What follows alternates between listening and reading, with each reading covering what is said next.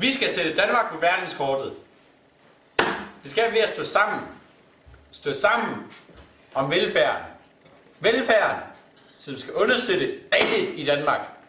Lige fra den menige arbejdsmand, til børnene i vuggestuerne, til de gamle på plejehjemmene. Og ja, selv topchefen får en god bid af denne velfærd. Alle skal have del i det. Vi i Fællesskabspartiet vil gøre alt, hvad vi kan for at få trukket Danmark ud af den finansielle krise. Vi vil ikke sætte skatten op for den almindelige dansker, fordi vi mener, at dem, der har de største skuldre, bliver nødt til at bære de største byrder. Og på den grundlag vil vi hæve topskatten med 6%. Vi skal sikre, at der bliver investeret i alternativ energi. Vi tager klimaudfordringen alvorligt. Men det er ikke ment negativt, for vi kan samtidig bruge den til forbedringer, som f.eks. flere job og innovation. Lige nu er vores retspolitik sådan, at ofrene for kriminalitet ikke bliver hjulpet ordentligt. Vi vil hjælpe ofrene. Vi vil hjælpe dem med at få den kriminelle dømt, og han kan få den straf, han har fortjent.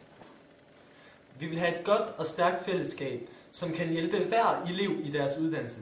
Vi går ind for, at læreren hjælper den individuelle elev, og derved skal der være færre tidstunge afleveringer, så der er mere tid til eleverne. Vi vil have, at flere tager en længere gående uddannelse.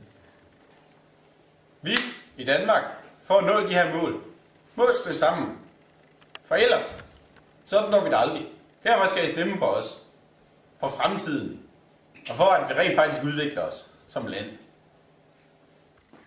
Hvis du stemmer på Fællesskabspartiet, stemmer du på en stærk fremtid, hvor alle står sammen som nation.